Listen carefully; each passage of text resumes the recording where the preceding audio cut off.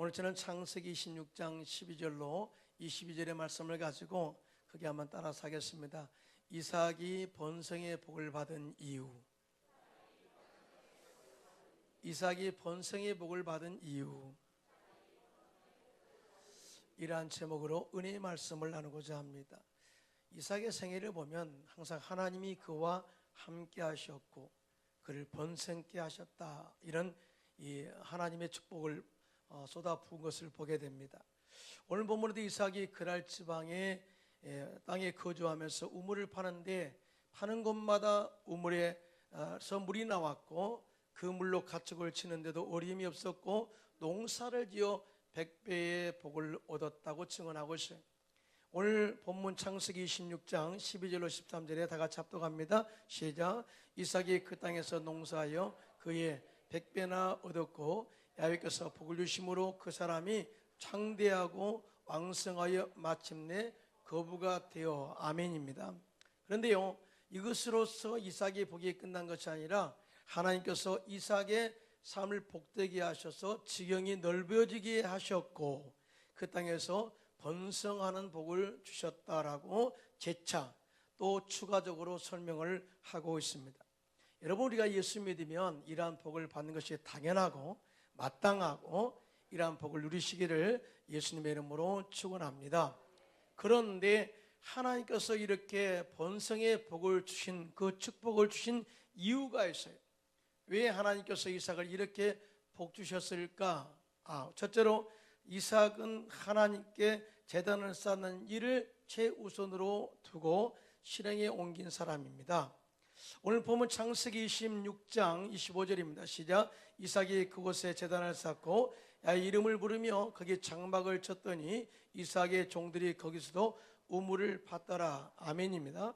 당시 이삭이 거주한 땅에 흉년이 들었어요. 이삭은 하나님의 명을 받고 블레셋 땅 그랄에 머물게 됩니다. 이삭은 그곳에서 우물을 팔 때마다 물을 얻게 되었고 그곳으로 농사를 지어 100배의 복을 받는 번성의 축복을 얻게 되었다. 여러분, 사람이 잘 되면 시기하고 질투하는 사람이 생기게 되죠. 역시 이삭도 그랄 땅에서 복을 받자 그랄 백성들이 시기하고 질투합니다. 그래서 이삭이 와가지고 그 땅은 우리의 땅이니 그 우물은 우리의 우물이라 주장하게 되죠. 이삭은 다투지 않고 그 우물을 주워버리고 다른 곳에 이주하여 그곳에 우물을 파는데 계속해서 물이 나오는 거예요. 이게 하나님의 복이 쏟아지는 거죠. 이걸 보고 있던 그런 사람들이 또 시기하고 질투하고 이런 모습들을 계속해서 이어지게 된 것을 보게 됩니다. 자, 이걸 지켜보고 있던 아비멜렉과 그의 그 아비멜렉이 우리를 떠나달라고 이야기를 하죠. 그래서 또 떠나게 되고 이런 모든 과정들을 거쳐가면서 브엘세바에 이르게 되는데요. 결국은 이 모든 과정을 누가 지켜보느냐? 그랄 왕, 다시 말해서 블레셋의 아비멜렉이 지켜보면서 이삭이 복받는 과정들을 쭉 보게 됩니다. 그래서 그의 친구 아우삭과 군대 장관 비고를 대동해서 이삭을 찾아와서 화친을 맺고 이삭을 축복하고 돌아가는 역사가 일어나게 되는 것을 보게 됩니다. 그러니까 이삭은 많은 어려움과 고난과 또 고통을 겪고 쫓겨나는 그런 이 과정의 환경을 겪으면서도 끝내 자기를 내쫓았던 사람이 찾아와서 화친을 맺게 되고 축복하고 돌아가는 그 이 모든 여정을 보면 하나님께서 이삭을 꾸준하게 지켜보는 과정들을 보게 됩니다. 그런데 이삭이 이렇게 복을 받는 이유를 보면 그가 제단을 쌓았다라고 하는 내용이에요. 이 제단이라는 것은 다른 말로 예배를 드린다, 그 말이에요. 그러니까 이삭은 제단을 쌓고 예배를 통하여 하나님을 경외하였고 이삭은 하나님의 인도하심을 예배를 통해서 받게 되었고 또 그 아버지 아브라함에게 약속하신 축복을 이루어 나가는 하나님의 은혜와 복을 계속해서 계승해 간 것을 보게 됩니다. 이러한 축복의 역사가 저와 여러분에게도 넘쳐나기를 예수님의 이름으로 축원합니다. 그러기 위해서는 우리가 삶의 기준, 삶의 1순위로서 하나님을 예배하는 데에 두는 이 삶이 얼마나 중요한가를 우리가 알 수가 있어요. 여러분, 예배라는 것은, 예배는 우리가 하나님을 경외하는 최고의 거룩한 행위 중에 하나입니다. 이 하나님을 경외한다는 것은 하나님을 두렵고 떨리는 마음으로 섬긴다 그 말이죠. 또 하나님을 하나님으로 인정한다 그 말이죠. 이럴 때 하나님께서도 우리를 하나님의 자녀로 인정하시고 받아주시고 예비하신 은혜와 복을 주시겠다고 약속을 하고 있어요. 잠언서 19장 23절입니다. 시작. 야훼를 경외하는 것은 사람으로 생명에 이르게 하는 것이라 경외하는 자는 족하게 지내고 재앙을 당하지 아니하느니라. 크게 아멘 합시다. 그리고 오늘 목사님이 묵시에도 말씀하셨던 것처럼 하나님을 경외하는 자는 손이 수고한 대로 먹을 것이고 가정이 복되게 될 것이고 시온의 복이 임하게 될 것이고 예루살렘의 번영의 복이 임하게 될 것이고 평강의 복이 임할 것이다 라고 약속을 하고 있습니다. 그러니까 예배하는 것은 단순한 그런 나라의 일이 아니라는 거죠. 하나님을 예배함으로 경외할 때 하나님이 우리의 신앙을 인정해주고 합당한 복을 주신다는 것을 약속하고 있습니다. 할렐루야. 또 뿐만 아니라 예배는 하나님을 사랑하는 최고의 거룩한 행위 중에 하나예요. 예배를 드리지 않고 예배를 무시하고 하나님을 사랑한다고 하는 것은 거짓이라는 거죠. 그런데 반대로 하나님을 사랑하는 마음 가지고 예배에 나올 때 하나님이 우리를 만나주시고 이에 합당한 복을 주시겠다고 약속하고 있는데요. 잠언서 8장 17절 18절입니다. 시작. 나를 사랑하는 자들이 나의 사랑을 입으며 나를 간절히 찾는 자가 나를 만날 것이니라. 부귀가 내게 있고 장관 재물과 공의도 그러하니라. 아멘.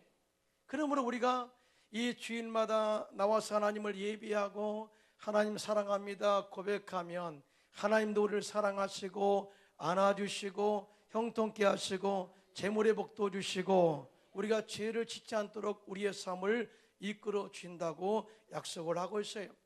또한 예배는, 크게 아멘 합시다. 또한 예배는 목마른 영혼의 말씀의 생수를 공급받는 은혜의 시간이, 말씀을 통해서 우리가 위로받게 되고 하나님의 진리의 말씀을 깨닫게 되고 뿐만 아니라 우리가 나아갈 방향을 말씀을 통해서 제시하고 있는 것을 보게 됩니다. 또한 예배는 살아계신 하나님을 만나 약속된 축복을 받는 기적의 시간이고 우리 영혼육이 치유받는 치유의 시간이라는 사실을 믿으신 분만 손들고 아멘 하시기 바랍니다. 예배가 그만큼 귀한 시간이라는 거죠. 믿음의 조상 아브라함은 이러한 복을, 또 이게 복을 받는 비결을 알았어요. 그래서 그가 하나님의 부르심을 받고 자리를 옮길 때마다 또 이주할 때마다 제일 먼저 행한 거룩한 행동이 뭐냐? 그곳에 제단을 쌓고 하나님의 이름을 불렀더라고 하는 내용이에요. 그의 생애가 그것을 증명하고 있는데요. 그는 하나님에서 하나님의 부르심을 받고 가나안 땅에 도착했을 때 제일 먼저 한 것이 하나님께 제단을 쌓았다라는 이 말씀입니다. 또 거기에서 베델로 올라갔을 때 역시 그곳에서 하나님께 제단을 쌓았고 그가 애굽에 들어갔다가 하나님의 도우심으로 거부가 되어 다시 베들로 돌아왔을 때 역시 하나님께 제단을 쌓고 야훼의 이름을 불렀더라고 증언하고 있고, 그리고 조카 노카 헤어진 후 헤브론으로 이주하였을 때 그곳에서도 역시 하나님께 제일 먼저 한 게 제단을 쌓고 예배하였더라고 하는 내용입니다. 여러분, 아브라함의 최고의 제단에 쌓는 예배의 극치는 어디서 이루어지느냐? 모리아산에서 이루어져요. 내 독자 이삭을 내가 지시할 산으로 가서 그곳에 번제로 드리라, 이 말씀의 명을 받아 아브라함의 이삭을 모리아산에 이끌고 이삭을 제물로 드려 이 제단을 쌓게 됩니다. 창세기 22장 9절로 10절입니다. 시작. 하나님이 그에게 일러주신 곳에 이른지라 이에 아브라함이 그곳에 제단을 쌓고 나무를 버려놓고 그의 아들 이삭을 결박하여 제단 나무 위에 올놓고 손을 내밀어 칼을 잡고 그 아들을 잡으려 하니. 그래. 이 말씀은 최고의 귀한 것을 드려, 최고 아끼는 것을 드려, 생명을 드려 라고 하는 영적인 의미가 있습니다.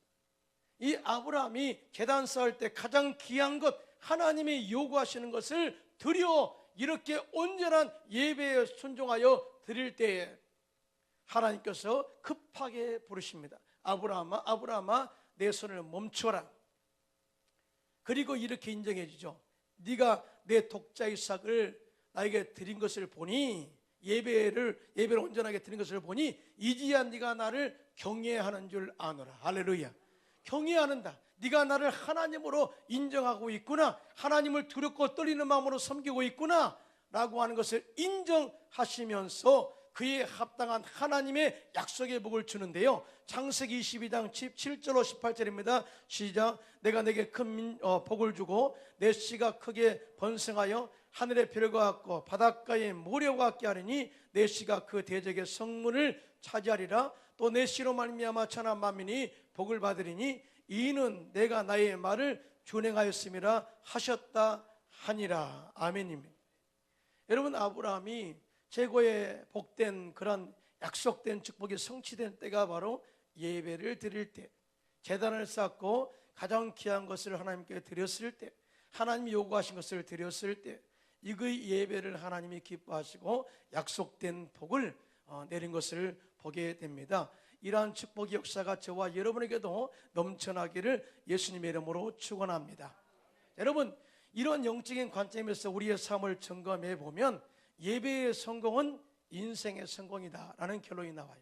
여러분, 크게 한번 아멘 할까요?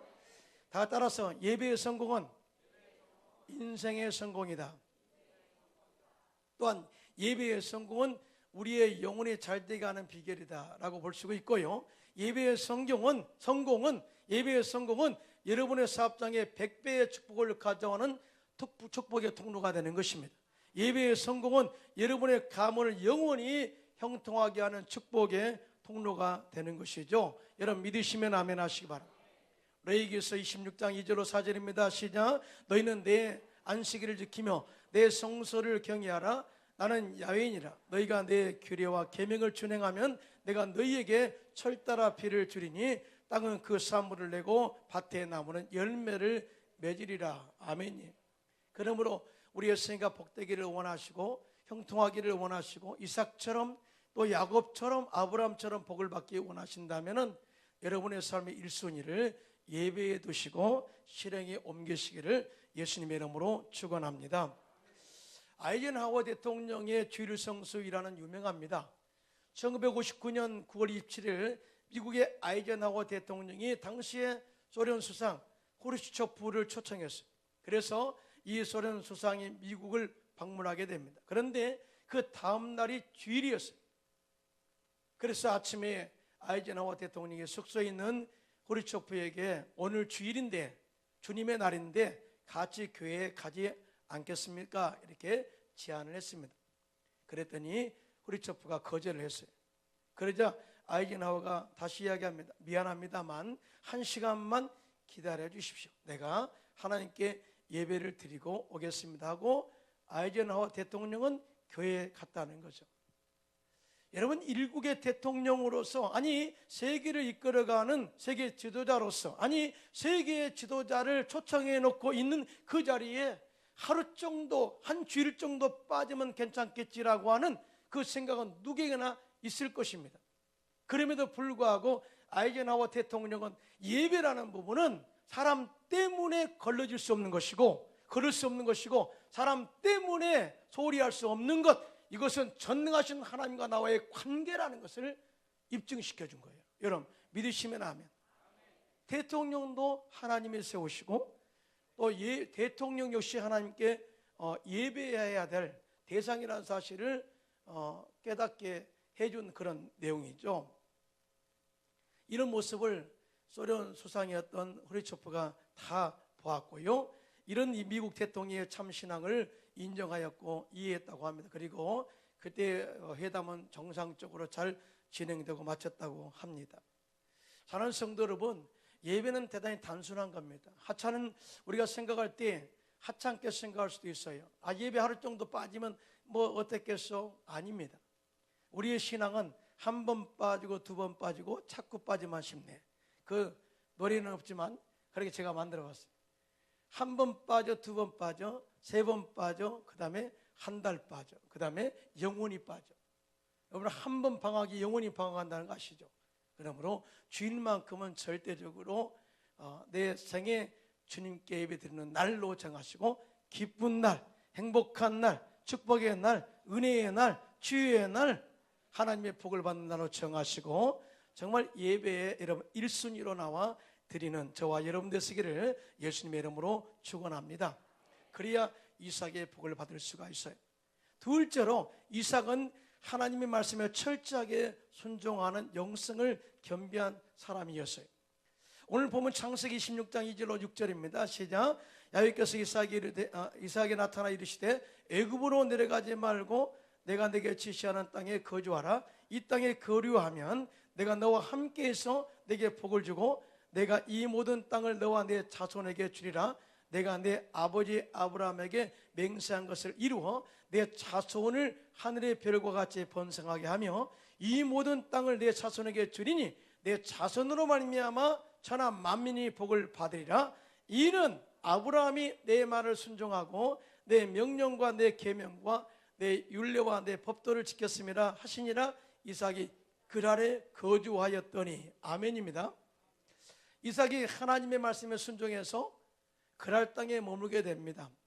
너 왜 애굽으로 올라가지 말라 한 이유는 그의 아버지 이 아브라함이 그의 생각 잘못해서 애굽으로 올라갔다가 자기 부인을 팔았던 그런 경험이 있었어요. 다시 말해서 인간적으로 내 마음대로 생각해서 이 환경에 벗어나지 마라. 이제부터는 내 말에 잘 듣고 내 말하는 것에 지시에 따르라 하는 이 말씀을 이삭에게 한 거예요.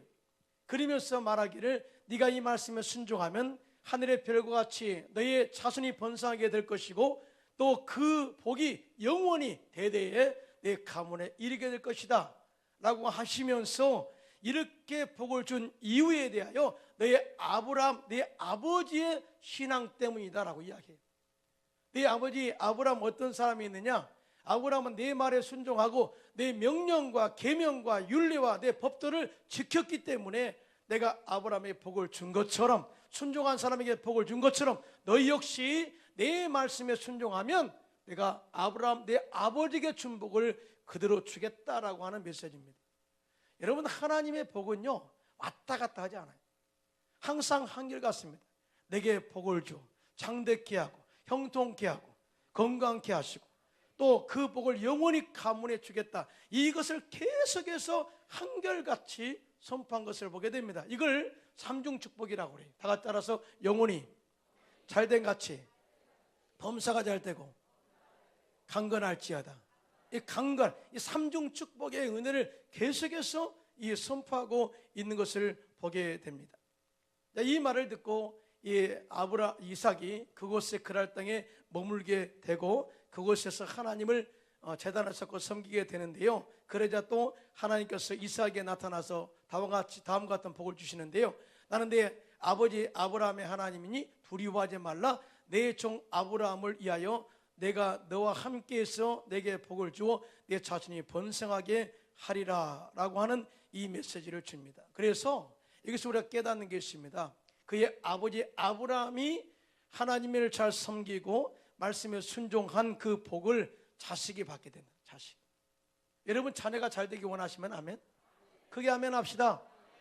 그러면 여러분들이 하나님의 말씀에 순종을 잘하셔야 돼요. 순종을 잘하셔야 돼요. 여러분, 이 솔로몬이 하나님의 복을 받게 된 이유가 뭔지 아십니까? 그의 아버지 다윗이 하나님을 잘 섬기고 하나님의 온전한 말씀에 순종했기 때문이라고 성경은 말씀을 하고 있어요. 여러분, 솔로몬이 지혜의 왕인 것은 확실합니다. 그런데 노년에 범죄를 저질러요. 이 이방 나라 사람들과 이 공주들과 결혼하면서 이방 신들을 모시고 오게 되죠. 그러니까 이 우상을 섬기는 죄를 범하게 됩니다. 그럴 때 하나님이 대단히 화가 났어요. 그래서 솔로몬을 한 방에 칠라다가 보니까 그 아버지를 생각하게 돼요. 아버지. 당장 솔로몬의 그 죄를 보면 당장 치고 싶은데 하나님이 이렇게 말하죠. 내가 너의 때는 내가 벌을 내리지 않겠다. 왜냐하면 너의 아버지가 나를 온전하게 섬겼습니다. 할렐루야. 내 아버지 다윗이 신앙에 좋아서 내가 봐줄게. 그러나 그 이후에 네가 왕권의 모든 것을 다 끝나고 나면은 그의 나라는 영원하지 않다라는 거죠.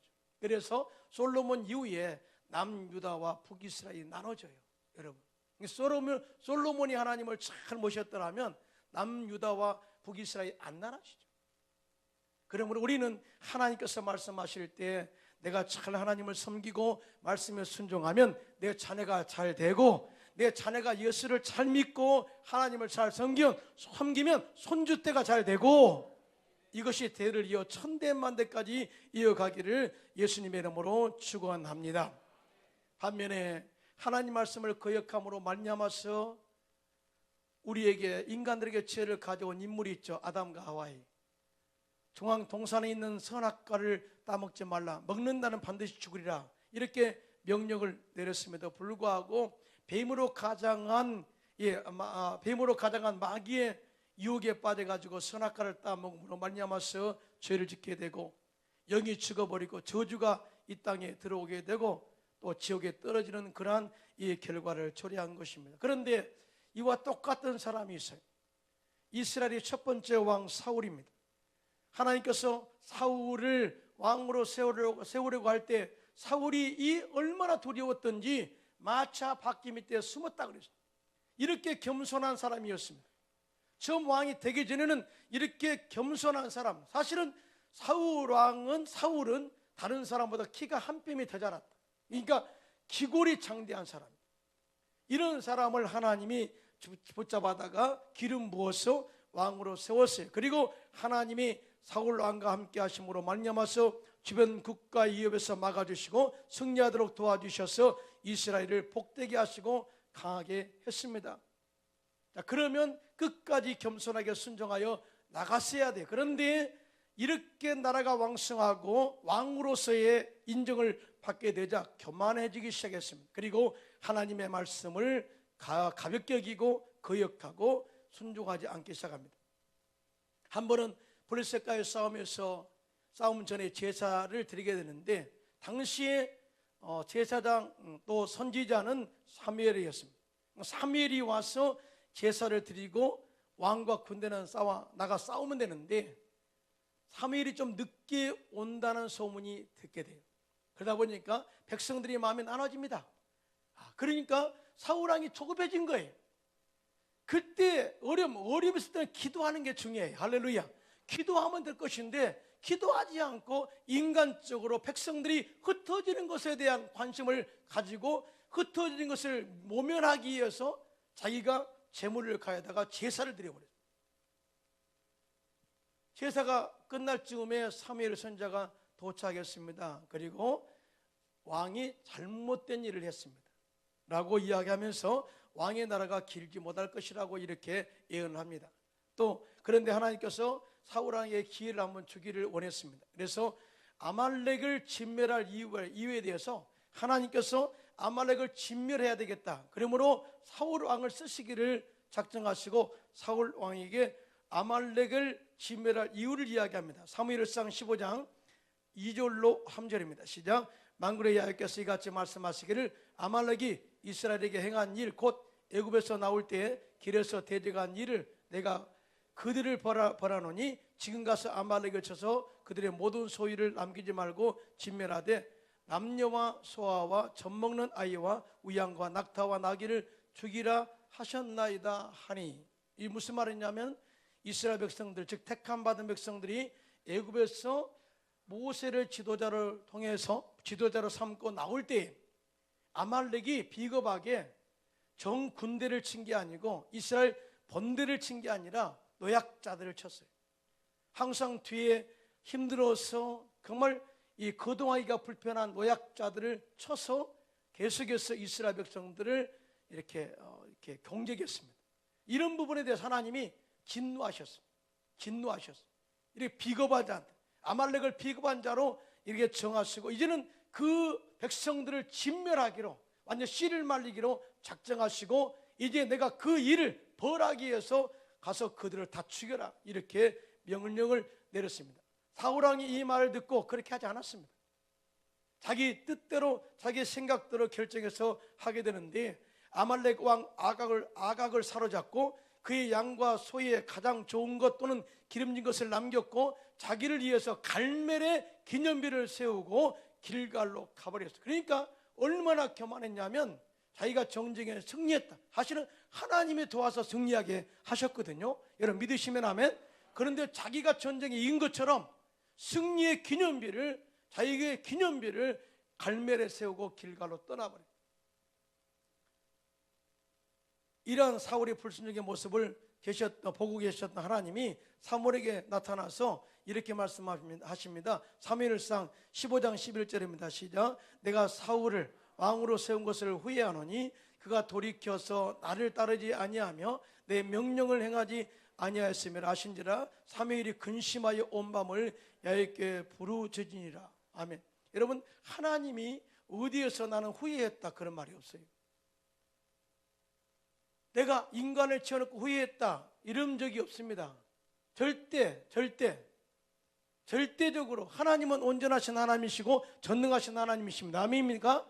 그런데 사울을 세우고 놓고 난 이후에 내가 사울을 왕에 세운 것을 후회하신다라는 표현을 썼습니다. 단순합니다. 후회의 이유는 단순합니다. 그가 내 말을 따르지 않았습니다. 불순종했다는 거죠. 사울의 불순종의 사실을 알고 있던 사무엘 선지자가 사울을 만나서 왜 그렇게 했습니까? 물었을 때 회개하고 또 주님께 나와서 고백하는 것이 아니라, 잘못을 고백한 것이 아니라 변명하기에 급급했습니다. 그럴 때 사무엘이 사무엘상 15장 22절 23절에 다 같이 시작. 사무엘이 이르되 야훼께서 번제와 다른 제사를 그의 목소리를 청중하는 것을 좋아하심 같이 좋아하시겠나이까? 순종이 제사보다 낫고 듣는 것이 순양의 기름보다 나으니 이는 거역하는 것은 점치는 죄와 같고 완고한 것은 사신 우상에게 절하는 죄와 같음이라. 왕이 야훼의 말씀을 버렸으므로 야훼께서도 왕을 버려 왕이 되지 못하게 하셨나이다 하니, 결국은 그때로부터 사무엘이 사울을 떠나게 됩니다. 혼자 된 것. 그리고 결국은 블레셋과의 전쟁에서 비참한 최후를 맞이하게 되고 그 가문은 그것으로 몰락을 가져오게 된 것을 보게 됩니다. 그러니까 아무리 왕권을 주어서도 하나님의 왕권을 이어가는 데는 하나님께 예배하는 것과 더불어서 하나님의 말씀에 순종하는 간단한 진리가 있다는 거예요. 그러므로 우리는 하나님의 말씀을 복받기를 원한다면 절대적으로 하나님의 말씀에 순종하여 나가시기를 예수님의 이름으로 축원합니다. 여러분, 예수님께서 하나님의 아들이시고 하나님의 본체면서도 이 땅에 오신 이유가 아버지의 하나님의 명을 받아왔다. 명을 받아. 죄악 가운데 있는 영혼들, 저주 가운데 있는 영혼들, 또 질병으로 말미암아 고통 가운데 있는 영혼들, 영혼이 지옥불에 들어가서 불타 영혼이 고통당할 백성들을 구원하라 하는 명을 받고 예수님이 이 땅에 오셨어요. 그리고 십자가에서 마귀를 멸하시고 또 마귀의 권세를 다 무력화해서 조롱거로 삼으시고 십자가로 승리를 이루셨습니다. 아멘입니까? 그런데 성경에 보면은 그가 죽기까지 복종하였다. 죽기까지 복종하였다. 그런데 예수님이 죽으심으로 끝나느냐? 그렇잖아요. 하나님이 그 예수를 지극히 높여 하늘에 있는 자들과 땅에 있는 자들과 땅 아래 있는 자들로 그 예수의 이름 앞에 무릎을 꿇게 하시고 예수 이름을 높이게 하셨다. 그리고 예수님을 또 하늘 보좌편에 앉게 하셨다라고 증언하고 있습니다. 할렐루야. 그러니까 우리 역시 그 예수님의 순종을 본받아서 하나님의 말씀대로 살면 외적으로 볼 때 죽은 것처럼 보이지만 영적으로는 살아나게 되고 우리의 삶이 복되게 되고 형통케 되고 자녀가 잘 되게 되고 하나님께서 우리를 높이신다는 사실을 절대로 믿게 되시기를 예수님의 이름으로 축원합니다. 여러분, 성 프란치스가 제자들을 고를 때 사용하는 방법이 있다고 합니다. 제자들이 많이 성 프란치스를 따르기 위해서 온다고 그러죠. 그래서 우리 선생님 밑에 배우기를 원합니다. 그럴 때마다 제자를 선택하는 기준이 있어요. 뭐냐면은 배추를 하나씩 다 준대요. 배추를 하나씩 따줘요. 저도 이제 가끔 예수원에 옛날에 가보면 거기에 농사를 짓고 거기서 이렇게 양배추를 파다가 그걸 쌈 싸먹고 농사짓는 일하는 보람을 느끼게 해주거든요. 제가 이제 예수원은 수도원과 같은 것이죠. 근데 프란체스코는 이 사람들이 농사하는 기쁨, 또 일하는 기쁨을 주기 위해서 농사도 짓고 그런 삶을 살았단 말이에요. 그런데 이 제자로 이렇게 선택하는 기준에서 아주 간단한 방법을 쓰는데, 각 제자에게 배추 하나씩을 줘요. 배추 하나씩을 주면서 이걸 갖다가 땅에 거꾸로 심어라. 거꾸로 심어라. 여러분, 정상인 같으면 이렇게 말하죠. 가서 올바로 심고 와라. 근데 프란체스코는 거꾸로 심어라. 그런데요, 10명의 8명은 절대적으로 그렇게 안 한다는 거예요. 예. 지금 현재 선생님이 잘못 지시한 걸 거야. 지금 잘못 지시한 걸 거야. 그래서 자기가 지금까지 경험한 것, 이성적으로 옳다고 판단되는 것을 생각을 고집하고 가서 배추를 올바로 심고 온다는 거예요. 그런데 그 가운데 2명은 꼭 가서 거꾸로 심고 온다는 거예요. 누구를 선택하느냐? 거꾸로 배추를 심고 온 사람을 선택한다는 거예요. 그 말은 뭐냐면은, 네가 아무리 수도원에 들어와서 나에게 뭘 배운다 할 때 내 마음의 자세가 이미 너의 자아가 있어서 순종할 수 있는 자세가 아니라면, 내가 아무 어떤 말을 하더라도 너는 내 말을 따를 수 없다. 기본이 안 됐다는, 기본이. 그래서 올바로 심은 사람은 선택하지 않고 거꾸로 심은 사람을 선택했다는 일화는 유명합니다. 예수님께서 아침 새벽 미명에 갈릴리 호수에 가셨습니다. 예수님을 따라서 많은 군중들이 모이게 되었습니다. 그때 예수님께서 베드로의 배를 빌려서 말씀을 증거하신 이후에 베드로에게 말씀합니다. 베드로야, 깊은 데로 가서 그물 내려 고기를 잡아라. 이때 베드로가 이렇게 말합니다. 예수님, 랍비여, 선생님이여, 내가 밤이 맞도록 수고하였으되 잡은 것이 하나도 없지만 내가 말씀에 의지하여 그물을 내리리이다. 여러분, 여기서 우리가 어떻게 해석을 해야 될까요? 단순히 내가 그물 내리겠습니다, 그게 아니거든요. 분명히 베드로가 내가 밤이 맞도록 수고했을 때 이 말씀 속에는 자기 의지가 있었다는 거예요. 다시 말해서 내가 이 갈릴리 바다에 고기 잡는 명수로서 낮에 고기를 잡으면 절대적으로 고기가 잡히지 않아요 라고 하는 그 말이 이 속에 포함되어 있어요. 왜냐하면 갈릴리 바다는 맑습니다. 맑아요. 깊습니다. 그래서 그물을 내리면 이 그물이 떠다녀요. 그리고 맑기 때문에 고기가 그물을 보고 피어다녀요. 그런데 낮에 그물을 내린다는 것은 절대 있을 수 없는 일이다, 이 말과 지금 상통한 거예요. 다시 말해서 예수님께서 명령한 그 명령은 상식에 맞지 않아요 라고 하는 의미도 이 말씀 속에 포함되어 있어요. 그런데 뭐예요? 밤이 맞도록 내가 수고하였으되 라고 하는 것은 내 자아를, 내 경험을 내려놓습니다 라고 하는 이 전제 조건이 있어요. 그리고 주님께서 말씀하는 그 말씀에 내가 순종하여 그물을 내리겠습니다 라고 순종해서 그물을 내리는데, 갑자기 고기가 몰려오게 되었고 만선의 복을 받게 된 것을 보게 됩니다. 어떤 신학자들은요, 어떤 목사님이 이렇게 말해요. 베드로가 말씀에 순종해서 그물을 내렸을 때 하나님께서 고기의 생각을 바꿔줬다. 그래가지고 그물 속에 들어가야 산다 해가지고 다 그물로 떠들어왔다고, 이 정도로 설명을 해요. 사실은 그럴 법도 합니다. 왜냐하면은 여러분 아시잖아요. 다니엘이 정말 신앙의 정죄를 지키다가 사자굴에 던져졌잖아요. 그때 하나님이 사자의 입을 봉하사 다니엘을 위협에서 죽음에서 지켜줬거든요. 자, 사자의 생각을 바꾸시고 입을 봉할 정도 되신 하나님께서 물고기의 생각 하나 못 바꾸겠어요? 예. 지금 베드로가 그물을 던진다, 다 모여라, 들어가자, 이렇게 할 수도 있지 않겠어요? 처음에는 내가 뻥 그랬어요. 목사님 아주 설교를 해도 좀 설교 같은 이야기를 해야지 뻥 그랬거든요. 근데 제가 말씀을 탁 읽다 보니까 사자의 입을 봉하신 하나님이 물고기 생각 하나 못 바꾸겠느냐, 그런 생각이 들더라고요. 여러분, 하나님은 살아계십니다. 우주 만물을 창조하시고 우주의 모든 생물들을 다 주관하신 하나님이세요. 할렐루야. 믿음으로 순종하면 역사가 일어난다는 사실을 절대 믿으시기를 예수님의 이름으로 축원합니다. 저는 이 교회 오기 전에 여의도 순복음교회에서 청년국장을 했습니다. 청년국장을 했는데 이제 7,000명의 청년들 앞에서 설교하고 매주 오후 예배 설교를 했는데요. 사실은 7,000명의 청년들한테 제가 계속해서 강조한 게 뭐냐면 선교 가야 된다. 선교 안 가면은 1년 동안 괴로울 줄 알아라 그랬어요. 왜냐하면 내가 계속해서 예수님의 시상명령 선교를 가야 된다고 외칠 거니까, 매 설교할 때마다 선교를 외칠 거니까 그렇게 마음에 부담되면은 선교를 가라 해가지고 4년 만에 120명에서 1,500명으로 단기 선교를 가게 되었어요. 놀라운 역사죠. 그런데 겁이 나는 거예요.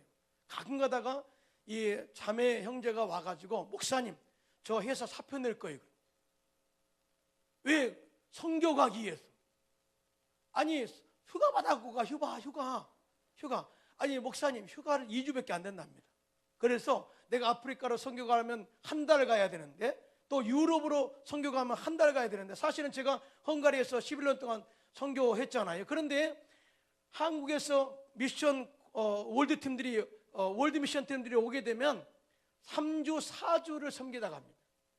그러니까 보통 학생들이 와서 또 직장이 없는 청년들이 와서 섬기다 가는 것이 보통인데, 가끔가다 직장인들이 와서 3주 동안 제일 많이 헌신하다가 가는 경우가 있어요. 그런데 한 달 가면 어느 회사 사장님이 그걸 이해하고 그래 갔다 와라 그러겠어요. 안 되는 거죠. 결국은 이 자매는 결단할 수밖에 없었어요. 그러면서 말하기를 하나님이 더 좋은 직장을 줄 줄로 믿습니다 하는 믿음이었죠. 그때 저는 그러지 마. 그러지 마. 좀 더 생각해. 막 그래. 이게 저 믿음보다 그 자매 믿음이 더 좋아. 이런데요, 참 놀라운 것은요, 이렇게 한 달 동안 단기 선교, 즉 하나님의 지상 명령에 순종해서 갔다 왔는데 생각지도 않는 곳에서 더 좋은 직장에서 연결이 되어서 더 좋은 직장에 근무하게 되었다라고 하는 간증을 청년 오후 예배 때 3시 예배 때 간증을 했어요. 하나님은 살아계십니다. 모든 청년들이 감동했어요. 하나님은 살아계신다. 과연 살아계신다. 우리는 환경 보고 안 돼 그러는데 그 자매는 믿음으로 순종하고, 제 믿음보다 더 좋은 자매. 하나님은요 지금도 우리의 삶을 통해서 역사하시고 복주시기를 원하신다는 사실을 절대로 믿으시기를 예수님의 이름으로 축원합니다. 여러분, 신앙을 좀 정리하고자 합니다. 여러분, 신앙은 복잡한 게 아니에요. 신앙이 막 복잡할 것처럼 생각해요. 막 복잡하게 말을 잘하고 설교의 말씀을 잘해서 아주 포장을 해야 신앙이 좋은 것처럼 생각해요. 여러분, 신앙은 단순합니다. 저는 하나님을 사랑하느냐? 그럼 예배드리라. 하나님을 사랑하느냐? 말씀에 순종해라. 이거예요. 다른 것 없어요. 복잡하지가 않아요. 이 말씀을 우리가 가슴에 품고 하나님을 예배하고 또 일순위로 두고 또 순종하고 말씀에 순종하면 하나님께서 우리의 가정을 복되게 하시고 가문을 복되게 하셔서 큰 복보다 큰 일 하도록 우리를 이끌어갈 줄로 믿습니다.